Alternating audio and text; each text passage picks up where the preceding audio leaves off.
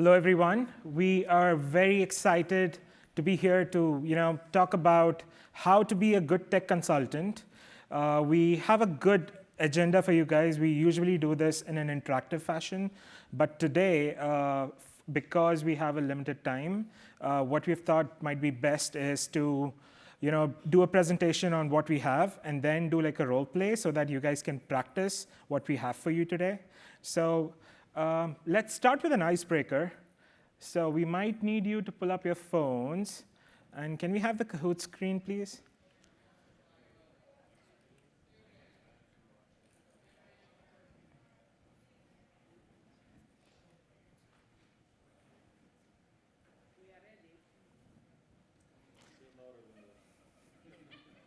All right. So can you all try to get into this Kahoot quiz that we have for you? A very short one. So just to let you all know, we have prizes and some swag. And something to remember about Kahoot is time really matters. So you could all have the right answer, but the fastest fingers first. Yep.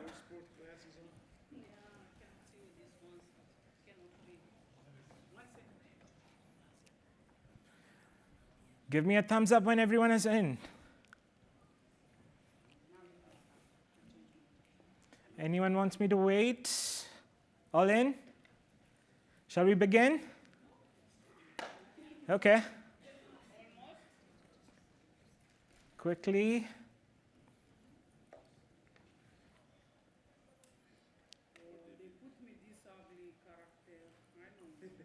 It doesn't matter as long as you win. So. All in? Thumbs ups? Perfect. Let's begin. All right. So as I said, timing really matters. The first question, Google was always not Google. What was its first name?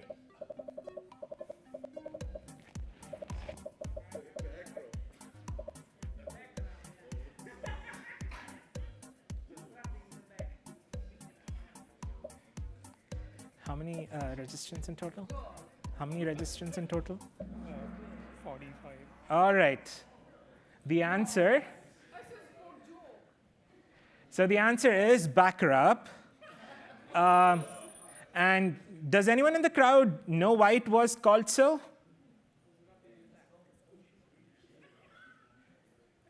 OK. Anyone wants to speak up? OK. The reason why it was called backup was because the whole algorithm, it was designed in such a way that it was referring to sources. So more like how many people were actually referring to your content. So it was more like backlinks, and hence backup. All right. Ready? Which year marked the official entry of Google into the dictionary? Which was the first year when Google became a word in the dictionary? No Googling.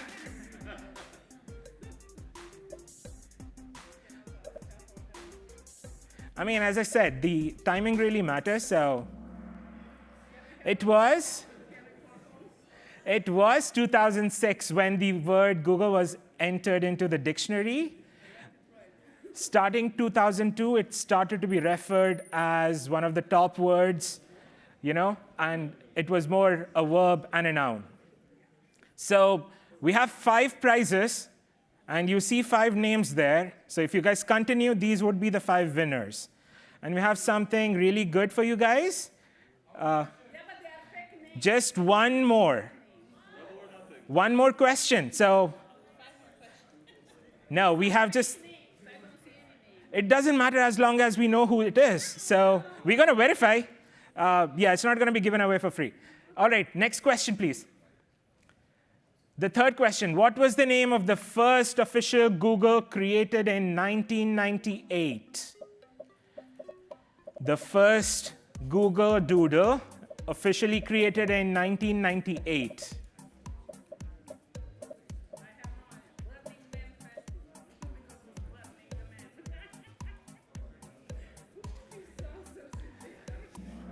Well, so the answer is Burning Man Festival. Does anyone know why this was the first doodle? All right, so the fun fact behind this is this was officially Larry and Sergey, the founders. They wanted to actually head out to this festival, which was something that they always did, and they were running a company. So this was basically their out-of-office message that day. So yes, that is the fun fact. They had a stick figure representing the Burning Man up on as the first doodle, and that's the beginning of the story for Google Doodles. All right, so we are done with the 3 questions. Drum rolls for the top 3. Kiran? All right, the first winner there. Rish? The second one here. The winner, Ria? Who's Ria? All right, we have 2 more prizes, so not to be disappointed. Let's see. It showed up the names of the 5. Oh, this is the final. Yeah, we do have the view. If you close the presentation, you actually have it. Podium. No, view summary.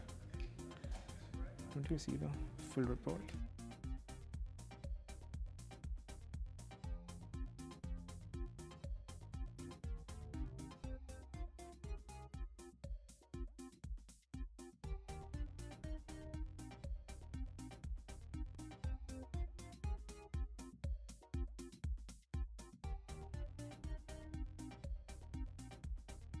All right.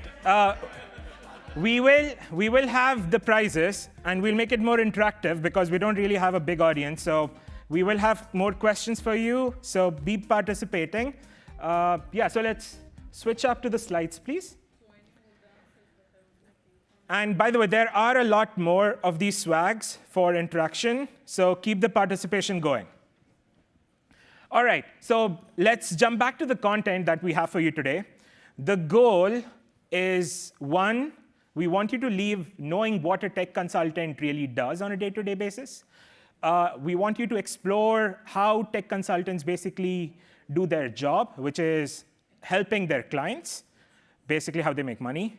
And we also want you to be aware of what is it in tech consulting in terms of skills and careers. Now for this, what we have in store for you is a packed agenda in terms of speaking through what makes a good tech consultant, or what is a tech consultant in terms of a career, and how or what does gTech do on a day-to-day basis. And I'll speak more to it. But to introduce the team, we have a crew of about 11 people. We're missing 1. Kerry, who is the sponsor of this engagement for us. She was not feeling well. But the rest, 10 of us, will be here, and we'll be helping you with the role play, so you will get to know many of us as we progress. Great. So let's start in. What is tech consulting? Before we jump into tech consulting, I want you to understand what is consulting. So basically, consulting is the business of providing expert advice to companies. In the sense, they are helping companies solve problems. Now, there could be many types of problems, right? And that's where the different types of consulting come in. There is management consulting, there is financial consulting, there is HR consulting, or called as people or human capital consulting, and then there is tech consulting. We're only going to focus about tech consulting today because that's the most related to the group here, that is the audience, right? So you understand consulting is all about problem solving.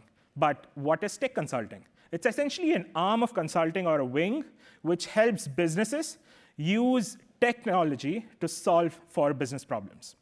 So the top names that you should be knowing if you are interested in consulting, you would definitely know the top 4, which are the big 4s, as they call it, the Deloittes, the EY, and all the others. All these major consulting companies have a small technology arm. So each one of the big 4 has a tech consulting arm within it.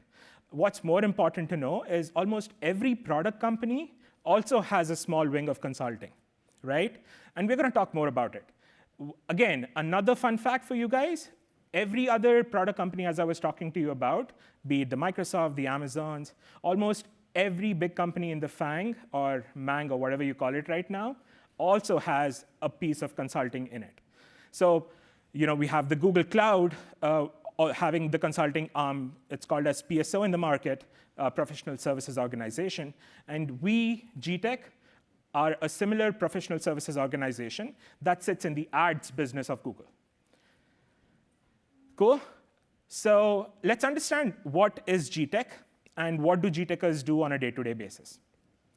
So let me give you an example that you will all be able to relate with. Imagine you're using a Google product, Gmail, right?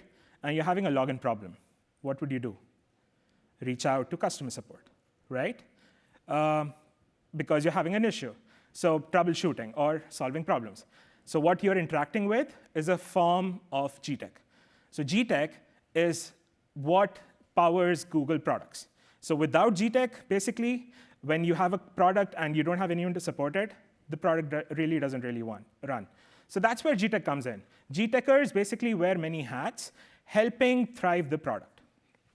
So we come in the form of solving problems for our customers, be it in the form of B2B or B2C. When I talk about B2C, I'm referring to user products, but there are many other B2B products as well, in the likes of an ad manager and all the other Google Cloud solutions as well. So, helping customers globally is the mission of gTech.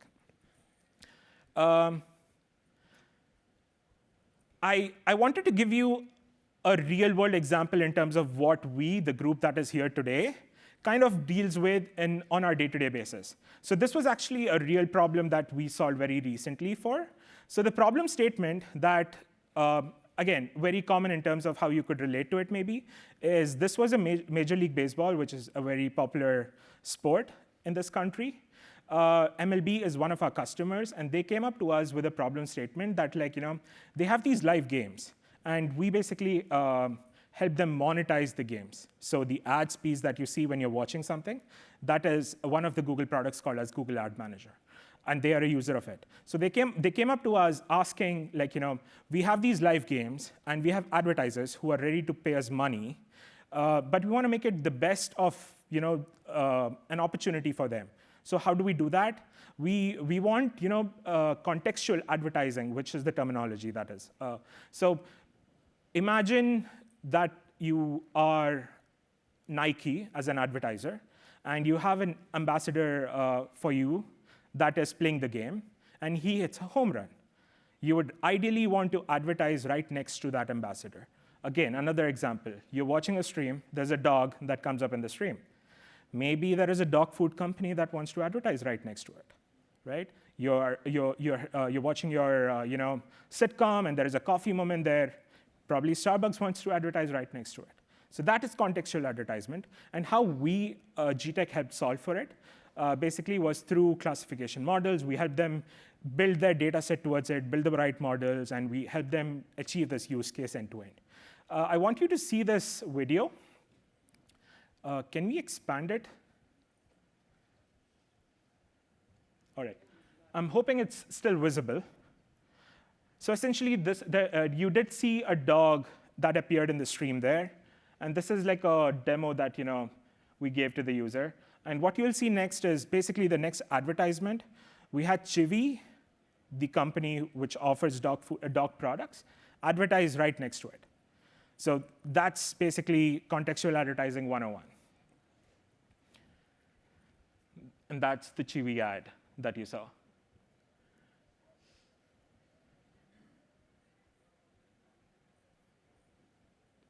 Great. So moving on, right? So I spoke to you that the next piece that we wanted to speak to about today, now that you understand what is gTech, what is tech consulting, is how to solve problems. We wanted to actually give you a framework, what you could apply in your day-to-day lives in terms of applying it to solve for problems. Now, before we jump into that piece, which is the framework, we want you to understand what are those skills that are necessary to be good consultants. Now, something to remember is not everything that you see here in the next slide in terms of attributes is something that you need to have naturally. These can also be learned and cultivated, right? So Let me talk about each one of them. There are 5 pillars, as we call, of what a good consultant really has in them as skills. Influence and negotiation. Now, when you're solving problems for your clients, you are the driver from a problem to the solution. Now, you need to have the capability to influence and negotiate as you drive towards that solution. Now, this is one thing that you need to possess. Again, something that can be learned. It's not something that is built in or very natural to a lot of us. The second important critical component is the critical thinking. Now, as you're approaching a problem, you need to be thinking out of the box a lot of times to come up with the right solution or the best solution. Critical thinking becomes another major component in terms of what are those skill sets that you need to possess. The third one is project management.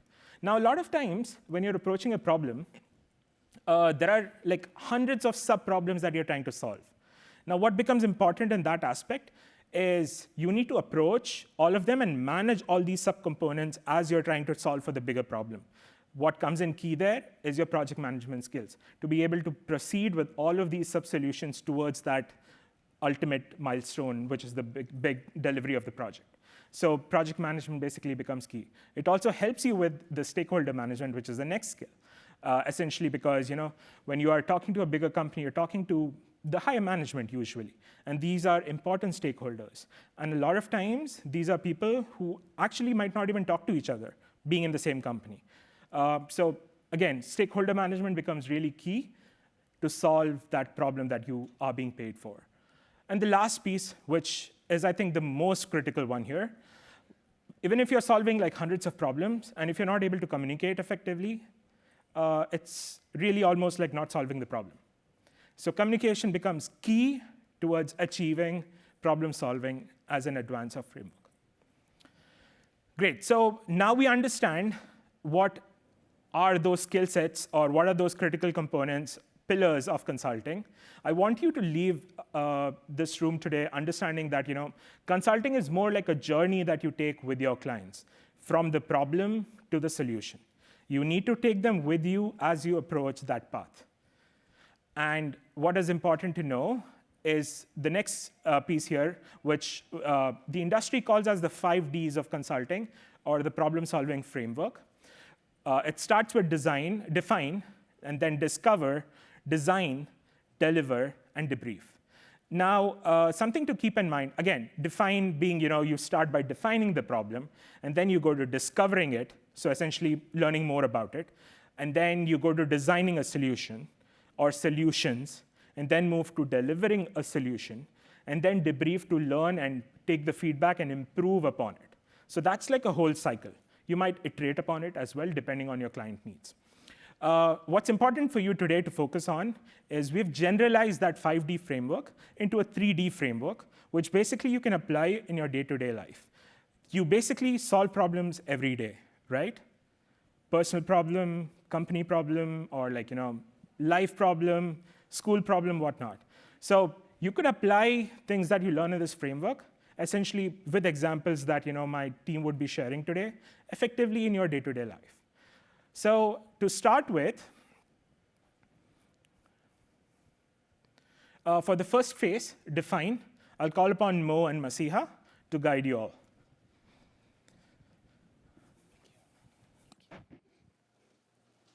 Hey, everyone. A lot less people than I was expecting. It's OK. Thank you. Thank you. So we're going to talk about the define phase, in my opinion, the most important phase. This is where we're going to ask a lot of questions to the client, listen intently, because a lot of times when they're giving us answers, we learn more things and we want to ask even more questions. And finally, building trust and rapport with the client early on. This is key, and it will pay dividends throughout the rest of the phases.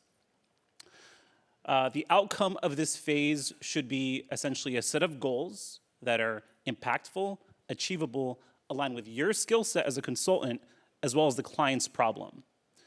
So let's jump into it. Building trust. We all know what trust is, but this is the way we look at it as consultants. Building trust is essential both socially and professionally. Clients should be comfortable with you and believe the things that you're saying. Establishing this early on, again, is key. So what we have here is what we call the trust formula. At the top, we have credibility, reliability, and intimacy. At the bottom, self-orientation. Self-orientation is the only one you want actually a low score in. So we have it at the bottom. The top three, you want high scores in. Let's give some examples. So credibility, really what you would think, right? Your credentials, accomplishments, subject matter expertise, your degrees, but these aren't things you can just list to the client to show them you're credible, right? You want to show them you're credible based on the things that you say. An example I like to give that seems a little unintuitive, is if a client were to ask me a question that I just didn't know the answer to, like on the spot, I wouldn't give a half-baked answer or an answer that I'm unsure of. I would simply say, I don't know, and I'll follow up. And what that shows to the client is when I do give an answer, I'm more credible. They'll believe what I say because they know I'm not afraid to admit when I just don't know something. The next component here we have is reliability. Now, this is something you can only build over time by making a lot of promises, even if they're small, like, I'll get back to you next Tuesday, and actually getting back to them next Tuesday. Once you follow through on those promises, reliability will start to slowly build. And I mean, this also applies to our personal lives, right? If your roommate tells you they're gonna pay rent by a certain day and they're always late, they're less reliable, you're less likely to trust them. The next one is intimacy. Now, this just means how secure does the client feel in sharing information with you? Do they feel like you're treating it with respect? And this is important because the more secure a client feels, the more likely they are to share things that they wouldn't otherwise share. For example, let's say you're working on a project and there's some internal politics going on on the client's side that may affect the project. They may not tell you that, but if they feel that you're going to treat this information with respect, they're more likely to share that information. And the final one, again, this is the one that you want a low score in, is self-orientation. This really means, how much are you thinking about yourself? Are you thinking about what you're going to get out of this engagement? Is it going to give you a promo, a raise? People pick up on that. Definitely in your personal lives and also in your professional life. So we want a low score in self-orientation and a high score in the other three. Going on to the discovery framework. So the discovery framework are the types of questions we ask during this phase. These are broken down into context. Context questions would be like, how long have you been having this problem? Or why do you want to solve this now? Then we have questions around constraints. These will be to uncover any hurdles and limitations that the client may have on their side that you're not aware of, and to make sure it's all addressed. An example of that would be, are you working on multiple projects that have different priorities, and how does this fit in? Do you have the resources allocated, the budget? Is there any technical limitations? Those are constraint questions. Next is politics, and this one's pretty straightforward. Here we want to know what are the roles and responsibility of the members on the team at the client side, and who is the decision maker? Who's going to get the final say on whether they implement the solution? You want to know all of that up front. Finally, vision of success. Now, what you envision to be a successful solution may not be what the client has in their mind. So it's important to ask, what are the important metrics to them? Is it just revenue, or is there other things that you need to look out for? So we're going to quickly go through a role play. I'm going to play the role of a consultant. Messia will play the role of a client. I'm going to ask questions, and she'll give us answers. So let's go ahead and start with the scenario that Messia will share. Hey, thank you so much, Mo. So here the scenario is like, we're going to talk about the NBA games. So I'll start right away with my needs here. So here at NBA, Mo, we have live online presence. But over the period of time, we have seen a dip in our paid subscribers. So we wanted to come up with something as a free version. And we want to increase our audience. Because of all this, we have seen a dip in our revenue. So Perfect. So generally at this point, early on in the conversation, you want to have an icebreaker, ask about the weather, start building that rapport. You don't want to just jump into asking questions, but for this example, that's what I'm going to do. So why is this important to solve now? So as you know, due to COVID hit, we are seeing a lot of low number of paid subscribers, and we want to increase our revenue, increase our audience. Due to COVID, we just want to create a new version. Okay, makes sense. And do you want to replace the subscription model, or is this kind of an add-on? This is going to be add-on. We are going to add on along with our paid subscriber. We're going to have the free version along with that. Fantastic. Makes sense to me. Is your team currently working on any other projects that you think may get in the way in terms of resource constraints or anything like that? Yeah, we have quite a few projects going on currently. We can make this as a priority, and we can have a dedicated team to work on this engagement. Fantastic. Any other challenges that we should keep in mind? Yeah, we do have, there is a set process because this is going to be a brand new process. We're going to have a lot of sign off from different cross-functional teams. So I want to keep that in mind. So we have to align this on the time frame as well. Fantastic. Okay, this is great. And at any point, I'll ask more questions if I need to or uncover any additional information. So who is the person that will sign off on this? Who do we have to get the final word from, and what are they looking for? Yeah, we have a lot of stakeholders who will be involved in the entire process, but we're going to have our GM who will be the final sign off. We are going to get it from our GM, and he's going to be basically willing to see what the roadmap is, the time frame, and we are going to see that this should be delivered before our postseason. Okay, so it sounds like timeline is important here and roadmap as well. Yep. Okay, so what would make this project successful to you? What are some metrics that you're looking for? So we have seen the gap in our revenue due to this, and we want to bridge the gap for that revenue, and as well as we want to make sure that we increase the audience, increase the viewership. Fantastic. Well, I appreciate the time. Thank you. Thank you so much. And scene. I will now give you, now Masia will walk us through aligning on a problem once we've gotten all that information from the client. Awesome, thanks, Mo. So at this point, we have already gone back and forth with Mo with this particular scenario, and now we want to make sure that we align with the problem. So basically, at this stage, we are coming up with a clear-cut problem statement. We want to make sure we understand the problem, what client is having. We're going to reiterate, we go back and forth and ask all the questions. While aligning the problem, you don't want to jump into solutioning right away. At this defined stage, all you're doing is just making sure you understand the problem very well, so that you can deep dive into it and be able to come up with the right solution with the client. So next up, how are we going to come up with the good problem statement, right? So before we understand and jump into creating the problem statement, we want to understand that what the problem is going to be. So usually most of the, everybody in the client side, they usually act upon if there is a problem. They're not going to act upon if there is an opportunity as such. To avoid the pain, more likely they are going to take actions if there is a pain.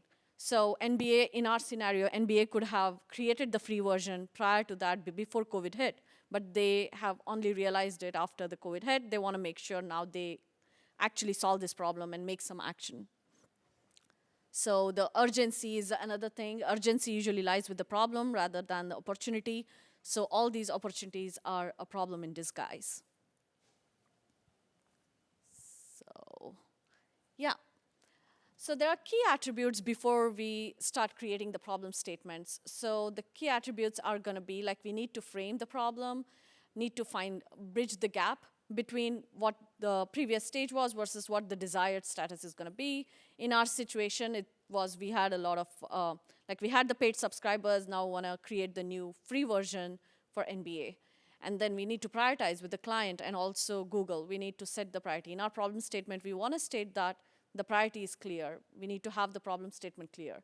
And then quantifiable, like when we went back and forth, NBA did tell them that, hey, we want to increase our revenue by 20%. We need to quantify. We need to put some numbers out there and make it more actionable. We want to make sure that we have a clear understanding of what action items we need to take, and we need to state that in our problem statement. So yeah, based on all those criterias, now after we did this role play, now I'll let Mo come up with the problem statement for our discussion. Thank you. Yeah, so based on all the answers I've gathered through all the questions, what you want to do is come up with a problem statement and make sure that the client is aligned. Yes, this is the problem that we're dealing with today. That's important to get their sign off early. So here the problem statement is the NBA has seen a drop in online subscribers, which impacted 20% of their revenue, and they would like to create a free model before the next postseason that can address that drop. Yeah, Does that that work? sounds about right. Yeah. Perfect. Or this can go back and forth. If there are more things to add, the client will come back with the more things that, again, will go back with the same set of questions and will come up with a new problem statement. So at the end of this defined phase, I'm going to summarize here.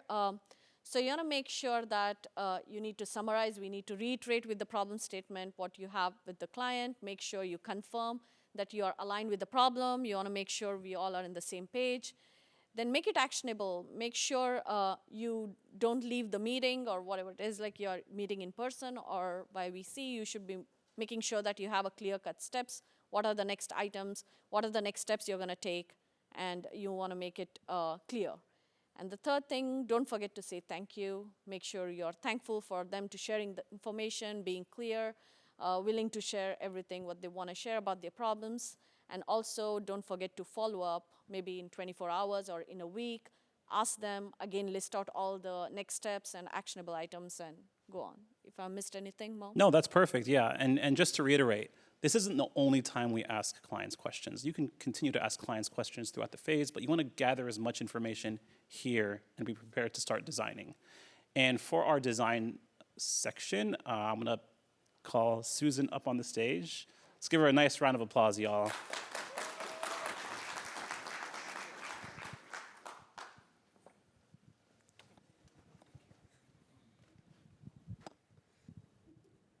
Hey, everybody.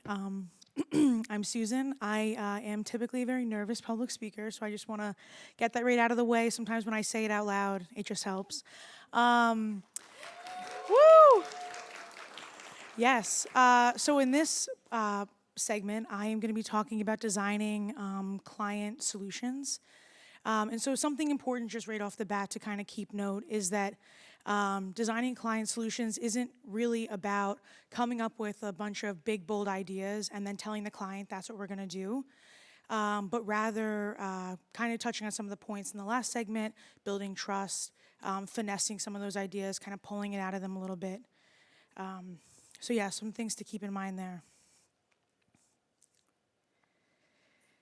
Great, so designing solutions. How do you go from having a client problem to having a focused solution? And so to start with that, you want to touch on expansive thinking and then go into reductive thinking. So expansive thinking, let's say, for example, that a client comes to you and they say that they want to increase sales on their website. So immediately you get thinking, let's redesign the web page, let's do a sale, let's give out promo codes, just a lot of big picture ideas. That's expansive thinking. What could we be doing? And then moving kind of into reductive thinking, but what are those best ideas? What should we actually be doing? And in order to go from expansive thinking to reductive thinking, you really want to think about the impact versus the effort of each solution. So what's the impact that this solution or idea is going to have on my client versus how much effort is it going to be to implement this solution? And then once you come up with that, you'll have more of a focused solution and how to sort of proceed.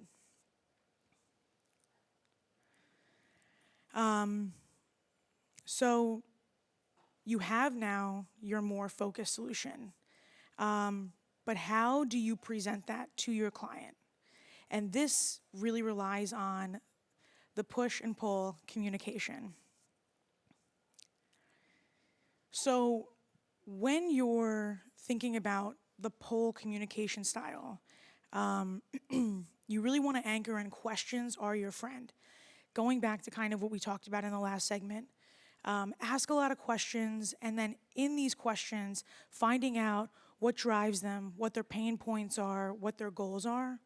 And then actually by pulling these questions out, you're building rapport and trust with your client, and then ultimately having them buy into some of these solutions. Because as we all can relate, people are more open to different ideas and solutions when they feel like they're creating them with you. So pulling them out and really understanding that relationship and their problems makes them also feel like they're a part of this. And then this will ultimately help for lightly pushing some of those ideas on them, because they will have thought some of those ideas are their own. And because they did come up with some of them with you guys. So when you're pushing some of these ideas, some key things to think about, or some key points are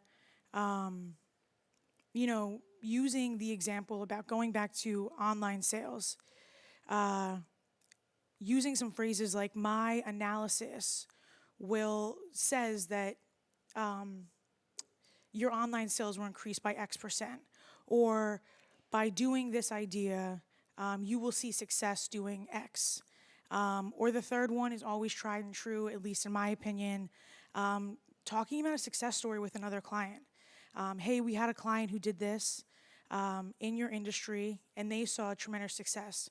You don't have to give the client's name or anything like that, but again, building that trust and rapport, talking about, stories, always excites the client. So this is a short section. I'm already wrapping up. In conclusion, designing client solutions really relies on that fine balance of push and pull, as well as building rapport with the client, as well as really understanding their pain points and what makes them drive. Thank you. And next up is Mattia.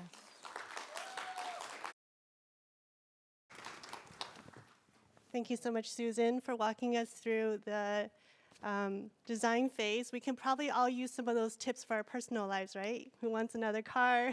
How to get a new car? But yeah, we use all of those in our professional life as well. So hi, everyone. I'm Mattia. Nice to meet you all. And today we're going to talk about the next part, which is the deliver phase. This is the last phase of our 3Ds for the problem-solving statement. And we'll do this in a little role play. So I've got my coworkers here to help us out. Hi everyone, I'm Alak and I'll be an internal advisor to Mattia, who's the consultant. Hi everyone, I'm Girija. I'm going to be playing the role of a client today. Yeah, so I'll be the consultant. We have shortened our role play a lot in real life. It will be a lot more complex, but here's just for illustration and also to help you all out when we do the breakout session later. So I'm going to cut straight to after delivering the solution and a little conversation that me and Girija will have later. But to start that, I'm going to first go to my advisor to get me prepared for my presentation tomorrow. Hey, Alak. Hey. Thank you for your help. We're very excited to be delivering our presentation tomorrow to our client. The team has been working really, really hard. Mo and Zia have gone through some great questions with them. Susan just led us through an amazing session about how we can design some solutions. And I think they all rocked it, and we're really confident that we're going to give our client what they need. Well, that's great to hear, and I'm excited for you. Usually when you all are presenting to the client, or any consultant is presenting to the client, things tend to go well. But we should still be ready for the off chance that the client's not happy with what you present, that it does not meet their expectations. So maybe let's look at how we might handle that situation. We could look at the 3Ds framework. I didn't think that they wouldn't like our solution. I thought it would just go so easily. So I guess now there's going to be the other 3Ds that we'll look at, not to confuse everyone, but now it's a diffuse, discover, and the deliver. Remember, when you're presenting a solution to the client and they're sort of pushing back, playing hardball, our human instinct is to defend that we did the right thing, we've done our research, we've put in the effort. But the right step here is to listen to them, understand what their concerns are, and then diffuse the situation. So now we're going to do a little role play to show you how that works. Hi, Girija. Thank you so much for your time earlier. Our team presented a solution to you. We hope you liked it. We're very confident that we will help your company deliver $3 million in no time. Hi Mattia, thanks for the work that you've done. But I must say, based on the discovery and all the questions that you asked, I was really hoping for a bigger immediate impact, which I don't see in your solution. So I'm a little disappointed. Oh, thank you so much for your input, your feedback. Must have overlooked something. We'll definitely look into this. Could you please share a little bit more about what your concerns are and what did not meet your expectations? Yeah, one of the things that you've based our prediction model on is that you're saying there'll be a 30% increase in viewership. And that's great, that's possible, but that might take a longer time, and cost would be associated with increasing viewership. So that's why we think your numbers are not realistic. I see. Thank you for your feedback. It sounds like we need to go back and do a little bit more analysis and go ask more questions to understand what your concerns are. Thanks, that would be a good next step. That was a good example of listening to the client, understanding what they had to say, diffusing the situation, and then moving on to further next steps. passed. Now we're going to go to the next phase. So hi, Grija. Thank you so much for your time again. And we understand that you really wanted a more immediate impact, and our analysis might not have met your needs. So we'd like to better understand, the first thing is, what is the timeline you're looking to launch this new free version of the NBA Live games? As soon as possible, the sooner the better, because we want to start getting some immediate benefits. I see. So our team did do a really extensive analysis looking at different short-term options and long-term options. We looked at the cost. And at first, we really thought that the short-term solution is going to cost a lot more than the long-term. And we thought that maybe the long-term solution would yield you more profit over time. I understand that you did a lot of data analysis, but the thing is, even for the long-term solution, there is cost associated. That's why we need something immediate to support that cost. So we need something in between. I see. So I think we might need to work with your data team to get more data and do more analysis. Is there someone we can talk to? Yeah, our sales team has a lot of data that they can send over to you. Well, really appreciate that. But we do have some more questions in terms of resourcing. So understanding that our short-term solution is going to take a lot more engineering resource. And initially, we were a little bit more concerned about this. That's why we gave you more of the midterm, long-term options. Do you think your team will be able to dedicate more engineering resources to build this new platform? Yeah, because the short-term solution is such a priority for us, we are willing to assign any resources that you need. Thank you so much for your cooperation. And so it sounds like time is really a big concern here and a constraint, and the resourcing is not as much. That's right. Appreciate your time. Well, our team will go back and do more analysis, and we would like to come back maybe next week with some solutions. Is that okay? Yeah, that sounds like a good plan. So as you saw here in this example, Matea presented a solution to the client that Grija, as the client, did not like it in the first go. Then they had this open discussion where Matea understood what Grija's concerns were, asked further probing questions to really understand what the root cause of their disappointment was. After that, we've uncovered what the next steps would be and have also aligned on a timeline for the consultant to get back. So overall, remember, the deliver phase just doesn't mean there's one presentation to be delivered or one solution to be handed over. It is a continual process of back and forth with the client, asking more questions, making sure that the solution meets their expectations. Now with that, I'll pass it back to Faraz.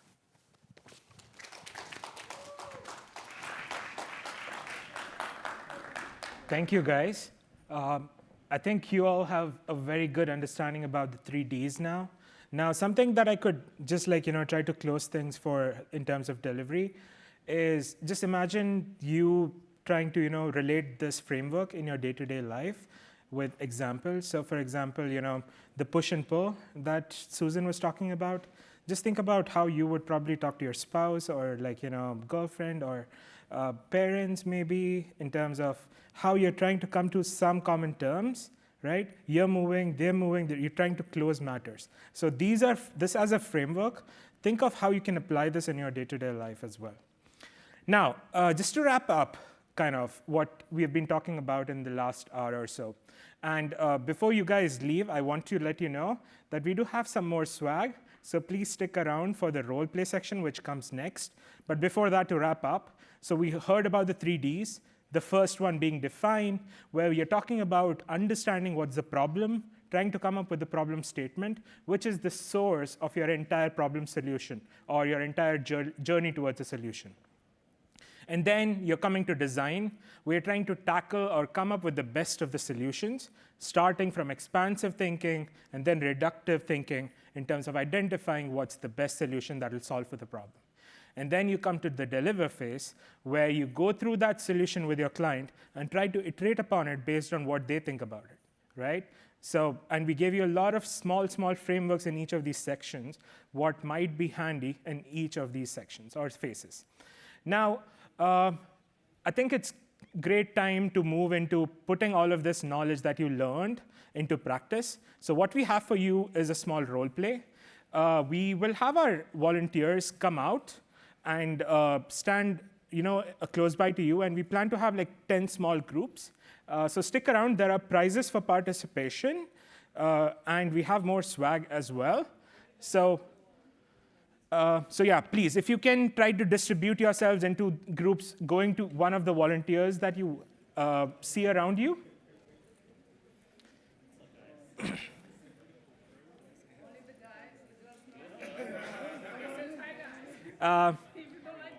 Susan Alak as well.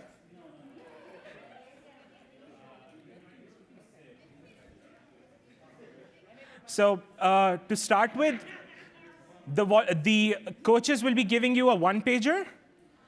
There is Ketki here as well, if anyone wants to approach. Folks at the end, do you want to come up in the front?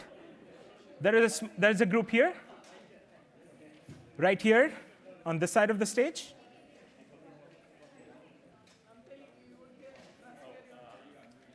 Yeah, just sit around.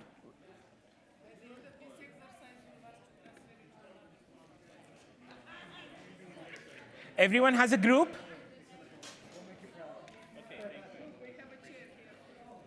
If we have folks at the top, I would request you to come down for this piece of it.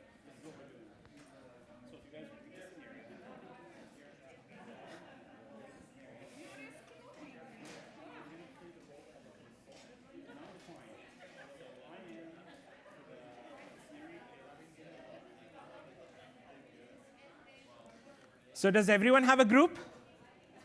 Raise your hand if you don't have a group yet. Susan, you could probably join this group. It's big enough, and go with Masiha.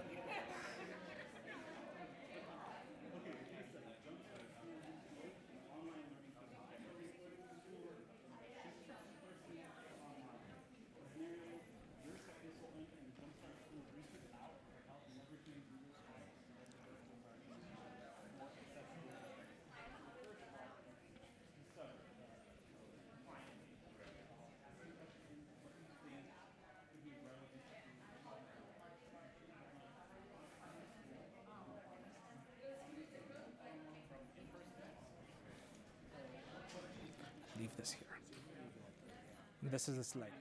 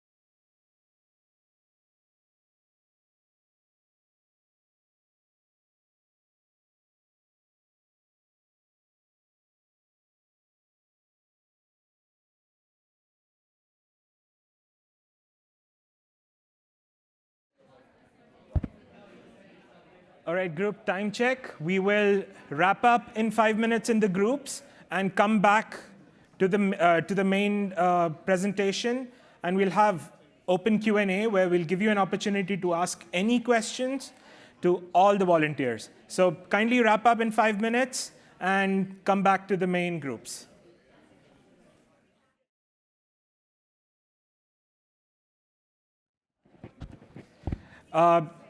For the ones who are leaving the room, we have a few things to give away at the end.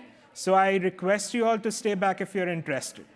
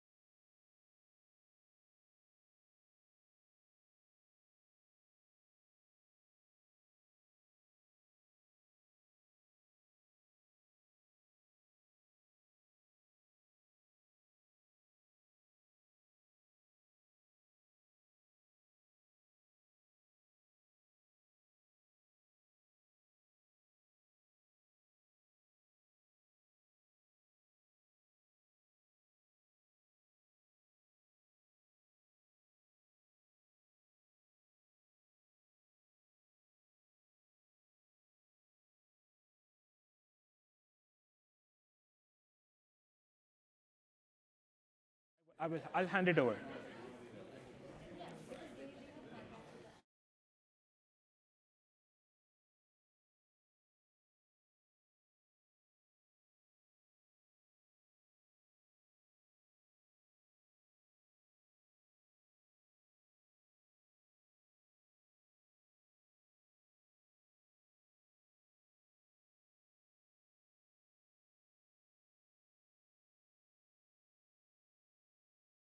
You don't need to do anything. It's already on. All right, guys. Let's come back to the seats. We're going to have an open Q&A. So any questions that you have, you can ask the panel. We'll have 2 mic runners who are the Google volunteers. They'll be getting you mics if you have any questions. So please raise your hands if you have any questions. I want all the Googlers to come to the front to answer any questions.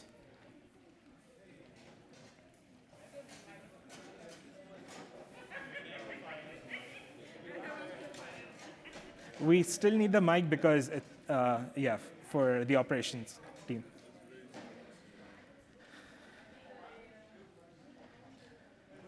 Please stay back. The group at the back, can we wrap up?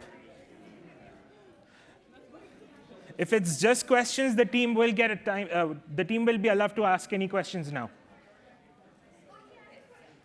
So while you guys are already here, please scan this and provide us feedback. And just to let you know, based on this, we have a raffle for some more swag.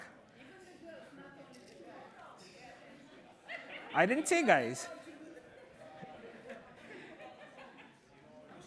Sure, just give me 1 minute. So please fill the sheet out. And based on the sheet, we will have a raffle for some more swag. Can I have all the Googlers be available in the front to answer any questions? We have 2 mic runners, Ketki on my left, who will be handing you the mic, and Mo on my right. And we'll have all the Googlers be available to answer any questions. You guys can come on the stage.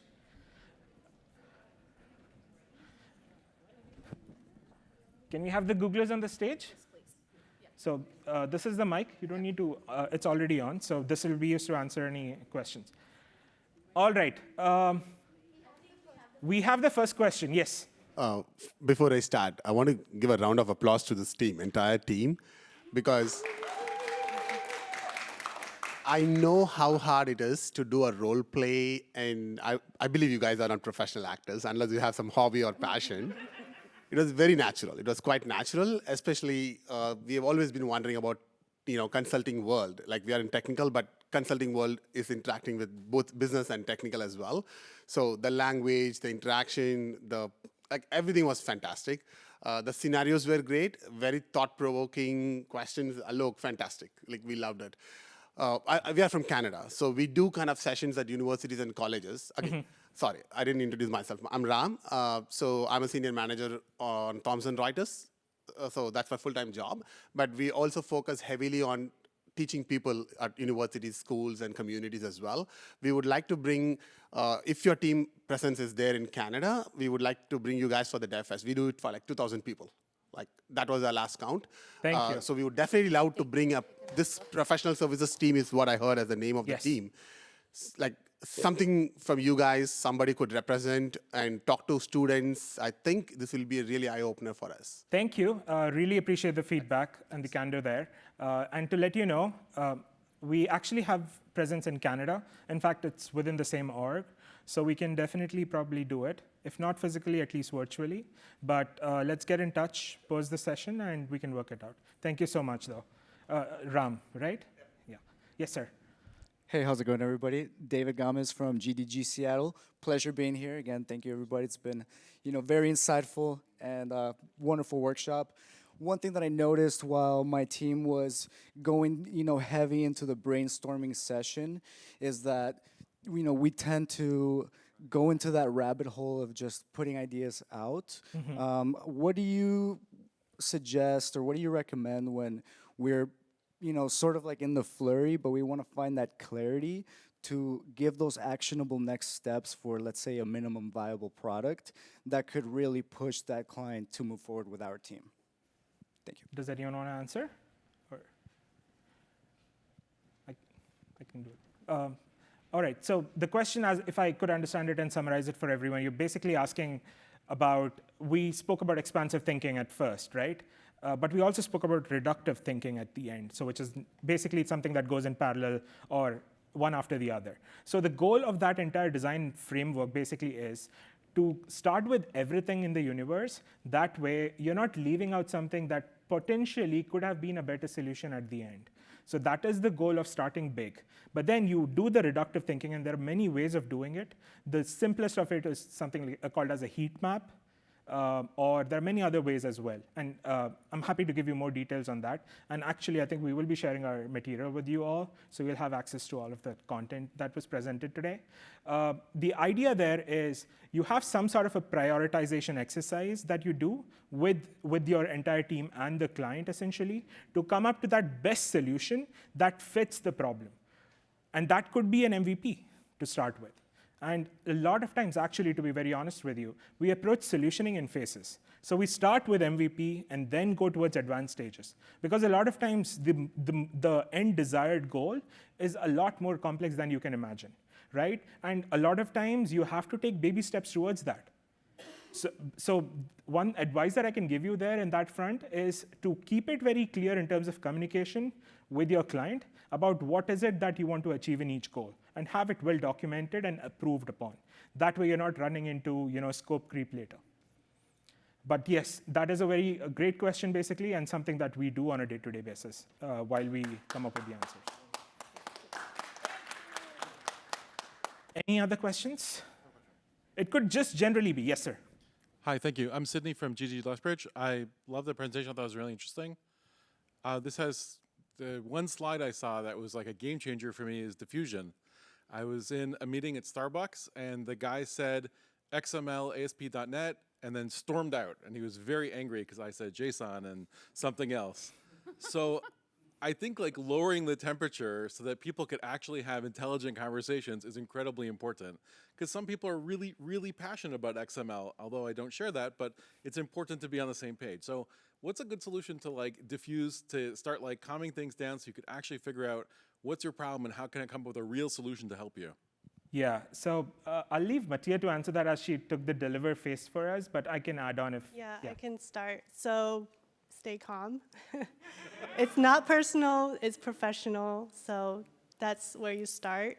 And kind of go back to the facts. So maybe there are things that you have said they did not hear because they were upset, but don't make it sound like you're defending your solution. And sometimes it helps to have someone in their team who can vouch for you. If you can find that person who believes in your work or who can speak for you, kind of indirectly get some support that way. But stay calm, it's not personal, it's professional. If they don't like it, you can go back, you can start over, but make it collaborative so you can hear them out, because there might be something else that's really driving them. That's why we say, rediscover, ask more questions, going back and starting over. That's not just the end, it's really a continuous process.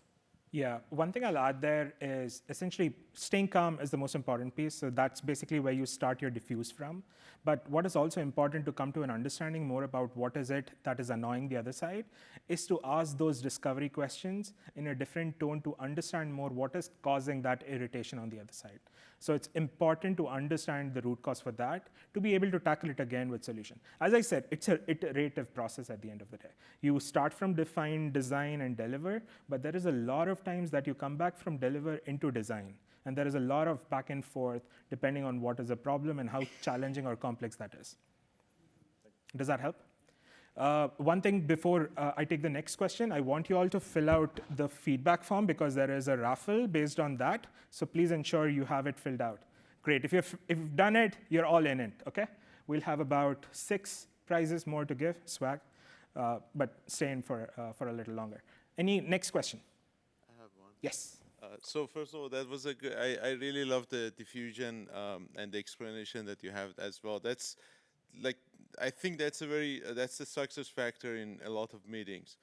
But sometimes as a follow-up to that question, what would you suggest when you feel like the client's problem does not seem to be technical. They just, it's maybe political, maybe they just, it looks like it feels like they just don't like you, or maybe they have something else in their mind, they have other agendas. What would you suggest in those cases? I think in this case, that's a really tough one, right? Because it's a one-on-one setting. You want to make sure you have created the intimacy with the client so that they are open with you. I personally have had situations where someone has come to me and said, you know what? My skip level manager is breathing down my neck. Can you help me with this? So the problem is not actually that there is a technical problem that needs to be solved right away. It's someone that they're accountable to is breathing down their neck. It takes time for someone to open up to you. Usually, like if you're in a one-on-one setting, whether on VC or in person, that helps to really understand what's irking them. And then if it's not technical, as you said. The link is not working?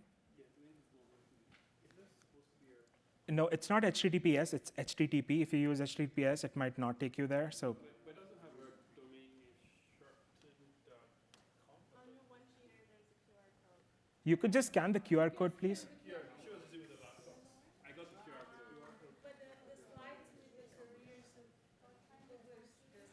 code. That does not load. We'll have it sent to you in the follow-up email with the deck. Yeah. Yeah, sorry for the technical glitch. One thing, thank you for asking that question. We wanted to share our career journeys with you. That way you could, connect more in person as well. So we'll have that shared with you. We had some technical issues in terms of sharing it wider. We are a company that really keeps privacy at the front and center of everything. So we want to make sure we do it in the right way. So please allow us a little more time. We'll have it shared as a follow-up email. All right, we all can have technical glitches. Stay with us. Answering that question, sorry, I just wanted to answer. No, something that I wanted to add to what Alak said was I've actually been in that situation quite a lot. And something that has really worked for me in the past is when I start towards a problem-solving exercise with a client, so in my define phase, I try to identify a few people who can be my proponents on the other side. It could be done in various ways, and this is very strategic. So you always want to have someone who can vouch for you on the other side. It could be in many forms. That is something when you have a challenge on the other side in terms of people conflicts. Those people on the other side can be championing for you in the other side and bringing those stakeholders together. So something that is very important when you're coming up, when your client is multi-stakeholder based and there are big organizations that are coming together where people are not talking to each other, you need that kind of champions on the other side to talk about you and your solution in terms of that being the best and why it is the best. Next question.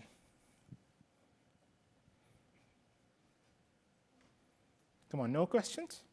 Anything about consulting that you want to learn? You have something? Yeah, sorry, not a question. I just left this on the feedback form, but I wanted to say that I know this was explained to us in our little group as more geared towards students and things, but I feel like there was a lot of experienced developers here, et cetera, and we were all very, I guess me, even 10 plus years as a consultant, seeing other frameworks and seeing how other problem-solving strategies for early career. You can continue on and as if you were still a student, learn these strategies. In your mid-career, maybe you don't really understand what's going on, and why you're not taking the next step in your career, why you keep getting shut down or whatnot, and even later in the career, taking that next step to becoming mentors to younger developers and people like that. I think this is a really good presentation, not just for students, but for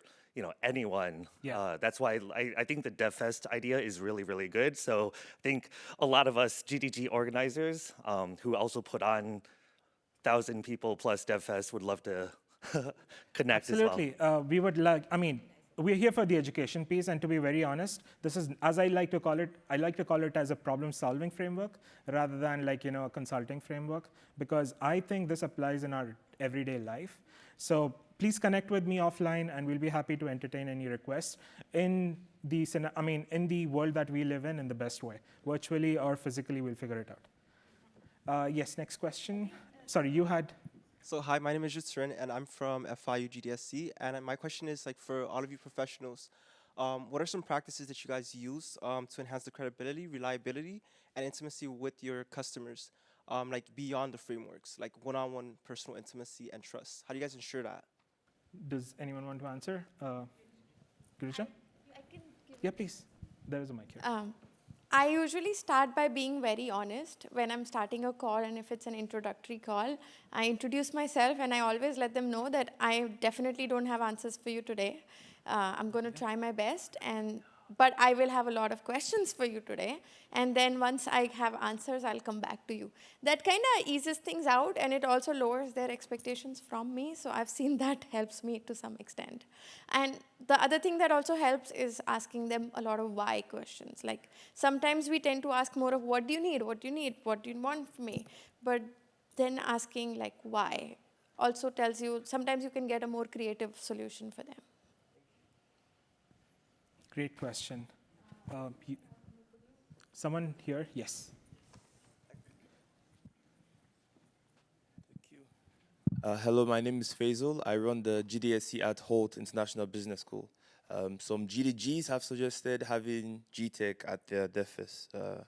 Can we have gTech at, let's say, gTech GDSC collaboration as well? Because we would really benefit from that professional service from a tech perspective and from a student perspective, please.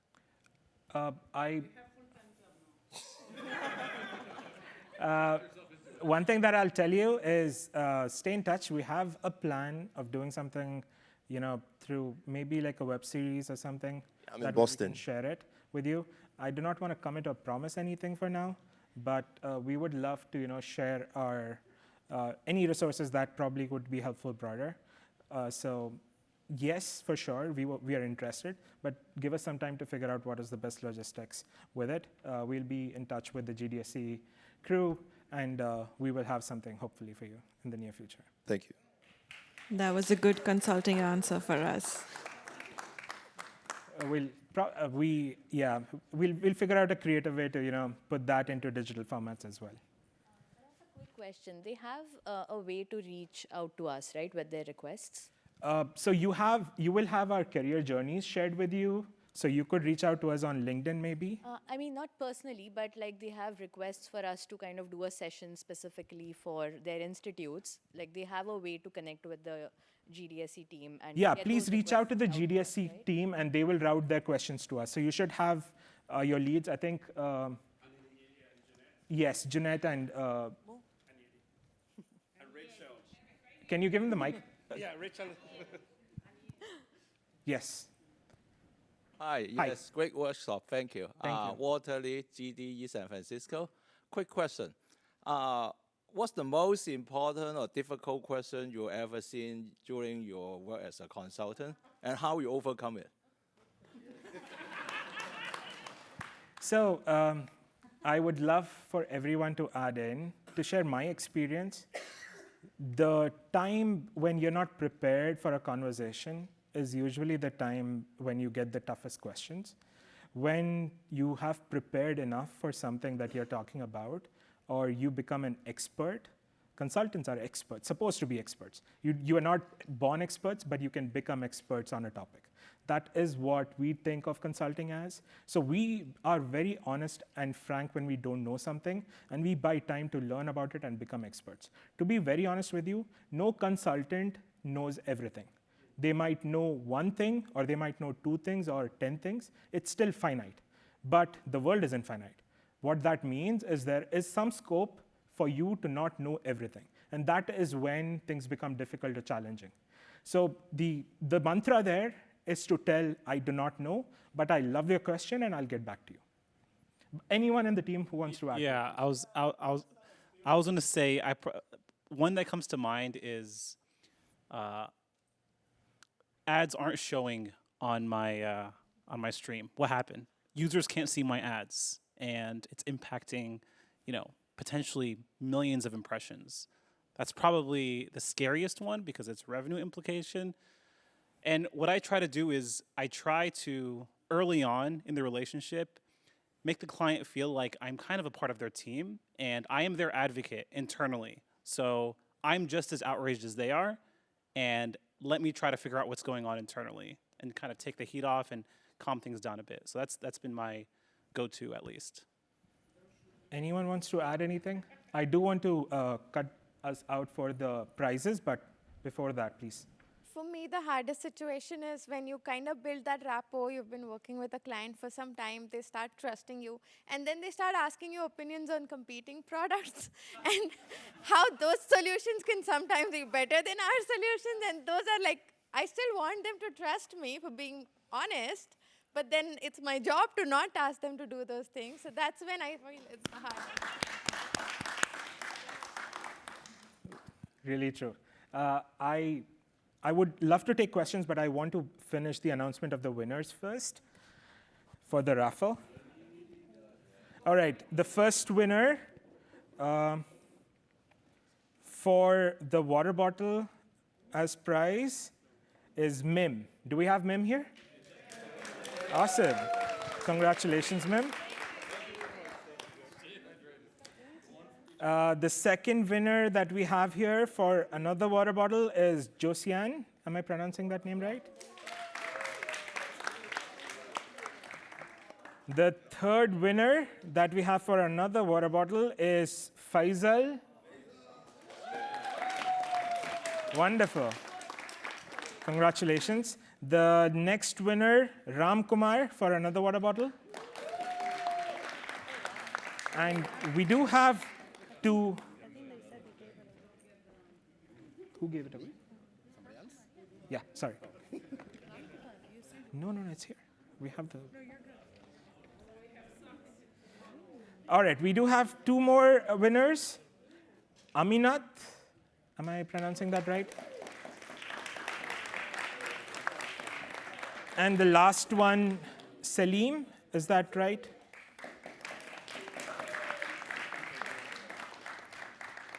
Awesome.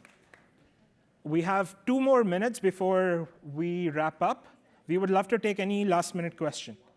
So, as a gTech client, how much money would I have to spend to get one of these water bottles free? As a gTech client, you said? Might be a good question to someone who's on the other side. Yes. Professionals, so are you part of a GCC, Google Cloud Consulting? No, we are all, so I think we should have probably given an introduction of some format, but we are all a part of gTech Professional Services. That's basically the gTech arm for the ads business. Oh. To be very specific, we are all in a way related to either ads, video ads, a lot of us. We have a solutions consultant, Susan, here, who works with more advertisers. We, on the video side, work with publishers. We also have Alok with us, who works with a lot of apps, related publishers. Did I miss anyone in the team? Alok as well from the search side, so who works with a lot of search-related publishers. Is that right? Apps-related, sorry. Yeah, so we're all related to publishers. Okay. Yes, you had probably the last question in the last 30 seconds. On the form, one of the blue links that people might not have noticed was the link to go to the Google slide deck that has the LinkedIn information. Unfortunately, that slide deck is not accessible, so people try to request access. We will be sharing that deck. Unfortunately, we couldn't figure out the best way to share it today, but you will receive it as a follow-up. Okay, thanks. All right, I think it's time to wrap up. We are exactly on time. Thank you so much for your participation. We really enjoyed it, and hoping we can, continue this partnership with the GDG and the GDSC teams across America and hopefully globally. Back to you, Jeanette. Awesome. Thank you so much. Thank you, gTech team.